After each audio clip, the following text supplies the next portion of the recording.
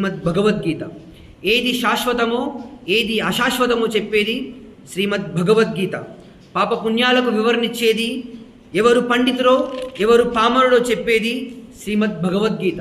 మన లోపల కర్తృత్వం, మిత్రుత్వం, నేతృత్వం, ధాతృత్వం, భ్రాతృత్వం, సౌభ్రాతృత్వంతో పాటు మన లోపల ఆశ, ఆకాంక్ష, ఆశయం, ఆదర్శం, అభిలాష నెరవేరాలంటే చదవాల్సిన ఏకైక మహద్గ్రంథం శ్రీమద్ భగవద్గీత.